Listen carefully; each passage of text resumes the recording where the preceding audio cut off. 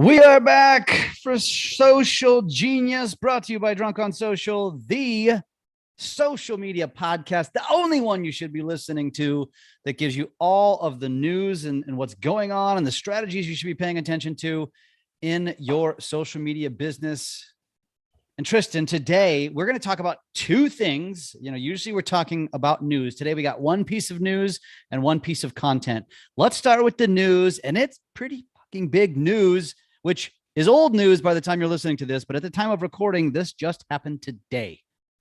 Dude, Elon Musk buys Twitter. Now he just has to come up with the money, which won't be a problem, I think. Yeah, I don't think he's got that problem.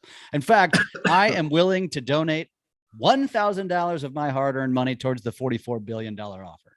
Yeah, I think that'll definitely go a long way, dude. Definitely. I'm sure he's about to call you. Is he like Zuckerberg? He listens to this podcast. We have three listeners. Yeah. It's Zuckerberg, Elon Musk, and dude, if we only had those three listeners, I know we have the one. If we had the other two, man, could you imagine how big this thing could actually be? That'd be fun, dude. That would be very fun. Cool. It'd be really cool. Yeah. All right, so what the hell does this mean? Obviously, everything's speculation. I don't know what it means, man. I think does he bring back Trump? Because it's all back to freedom of speech. I did it in quotations. Does he bring back Trump? And if he does, is he going to let Trump do his Trumpiness? Right? That's a verb now, Trumpiness. But what do you think, dude? I don't know. Besides that, what do you expect besides it being a free social media platform that's no longer public? It's a private company. I mean, if he really means what he says, which is freedom of speech, politics aside, then you have to. This has nothing to do with politics. It has to do with that the left side hates Trump and the right side loves Trump. And that's all that there is to it. And there's probably going to come a day when the left side has a Trump-esque voice and it's going to reverse. And so, if it truly is freedom of speech, I mean, what has Trump really done when you think about social media and you think about the damage that can be done on social media, which is, like create suicide, right? Because of what it can do to especially teenage girls is usually what's in the news the most. What Trump is doing is really just being a jackass.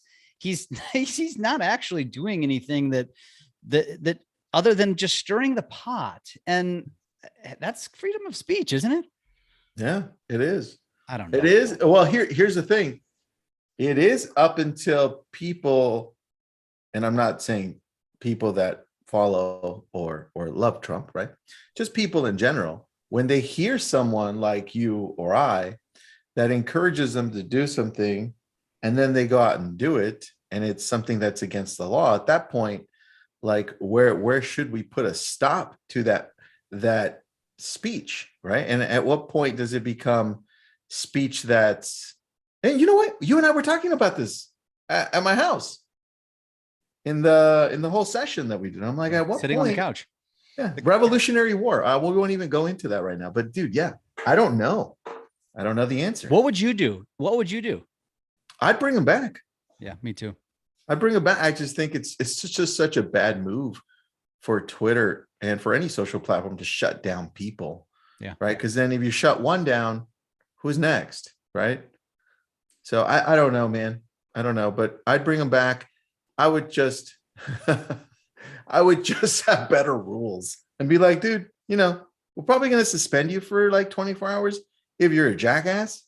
And if you're fine and you're just having some fun, that's cool. Yeah. But here are the rules, right? Yeah. I agree. I totally agree.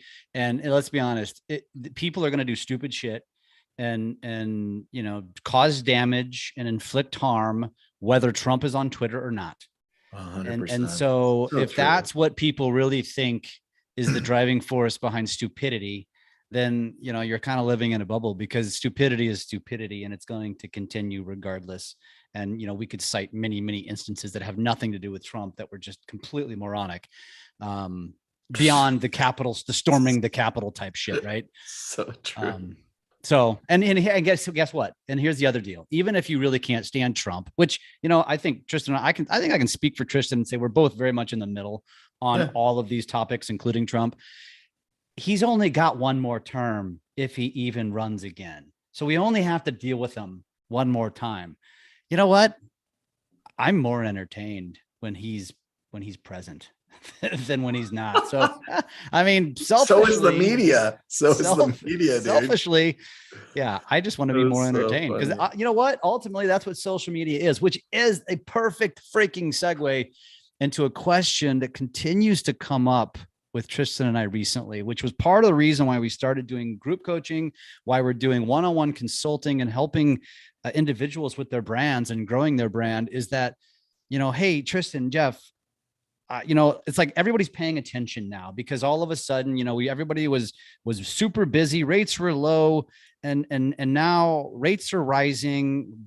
There's not enough inventory. We've got the perfect storm, and everybody's like, oh, maybe I should take those fuckers seriously now, and listen up and start growing my brand. Because what do we say, man? We say, basically everything in tech that's coming is designed to replace you. And the one thing that it will not replace you is your authenticity, is your connection with other human beings. And so you should be taking social media more seriously. And so let's talk about that. Let's talk about what everybody's asking us is, how do I grow? What do I do? What should I be doing? I'm not consistent. How do you advise them? Well, it's the same thing we tell everybody. Start with the platform that you absolutely love, like you go to and you show up to on a daily basis. And if you don't have one, then at that point, just pick which one you think you like better. Is it Twitter now? Is it Instagram? Is it YouTube? It's a lot harder on YouTube, right? But is it YouTube? Is it Facebook?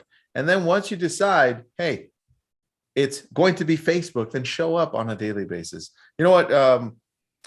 I know we refer back to D-Rock, but D-Rock said, hey, if it's Facebook, make sure that you play both sides of the game. It's not just content creation, it's engagement, right? Half of the battle is actually engaging with people, liking their comments and messaging them and having them feel like you're actually part of their social world, right? So that's where I would start, man. Pick one, show up daily, both on content creation and on engagement. Yeah, I love that. And I think one thing that you didn't mention is really lean into, because a lot of people say this, like, okay, fine, I'll do that. I'll do what you say, but I don't know what to talk about. And so you guys have heard Tristan and I talk a lot about this, and we coach this and we go deep on this and we help individuals actually find their pillars. And what that means is you need to figure it out. What is those groups of topics that are easy for you to talk about, that you can talk about in perpetuity, that are a part of your daily life, that you can create content around, that will grow you packs of raving fans and loyal followers because they have a similar interest. Because here's the thing, you all have your business and you all lean into your business on social media. But the reality is, us, especially in real estate, it's so freaking diluted that the rest of humanity is in reality annoyed with our business because we overpost and we're sharing. I mean, I was just watching this yesterday, Tristan. There was an event locally with one of the board of realtors. And if I wanted to gouge my eyes out watching these posts of people who very rarely post. Then they get on and I had such an amazing time. And I just want to thank my clients. And I won this freaking stupid award that actually means nothing, but I'm going to pretend like it means something. And your neighborhood doesn't give a shit. So your community doesn't give a shit. Yeah. Like, I mean, I get it. Be proud of yourself. But if that is the only time that you're showing up, you're falling on deaf ears. You're actually annoying your audience. And so you need to lean into those pillars. So Tristan, talk a little bit about that, about pillars, and kind of what your thoughts are with finding your own. Well, I think over the last few months, we've rephrased the pillars to actually mean your superpowers, right? What are you absolutely great at? Like, what do you do on your spare time? I've just recently taken up archery. And I obviously I love notebooks, like if you follow me. And so that's part of my superpowers. The other part of my superpowers is look behind me if you're watching this. I've got Superman, I've got Star Wars, I've got a whole bunch of crap on the back end that I love. That's part of my superpowers. And then I'm decent at real estate and I'm amazing at online lead conversion, right? I got to suck at something. And so that's what I mean by superpowers. And Jeff, look at his background. He loves baseball. He goes out to the Ozarks. He loves sports. He comes over to my house. He's already watching ESPN or some Fox Sports channel. I'm like, okay, that's cool. Baseball. I was. And he loves going outdoors and running. And he loves working out. By the way, dude, I just interviewed Tony Horton an hour ago from P90X. Oh no shit. That's cool. Yeah, so that was out of nowhere because they tell you cool. Yeah. So anyway, that superpowers, what are they? Yeah. And I think some people will probably think to themselves, oh, okay, Tristan, but you are always talking about real estate. But let me clarify. Let me answer this for Tristan as not Tristan. His audience is you, the real estate agent. That's why he's showing up to you. But who is your audience if you're a real estate agent, if you're a loan officer, right? Yeah. So if you're a loan officer, maybe your audience is real estate agents. But if you're a real estate agent, your audience is not other real estate agents, unless you're recruiting them.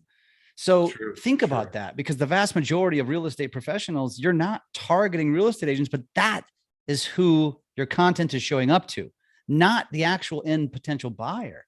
And so you got to figure that stuff out. And, community driven content, anything that relates to what's going on in the community, people want to soak that up. Mom groups, they crush. Just ask Nikki Klein. Anything around your hobbies, so true. You're gonna attract your tribe. Even if it's as simple as, you're a Netflix binger or you have a garden, like things like that actually will make you connect to people. And that's the whole name of the game. Netflix binger. You can start a whole podcast on that. Dude, it would actually crush. I always use that as an example. In fact, it's funny. Tristan mentioned the stuff behind him.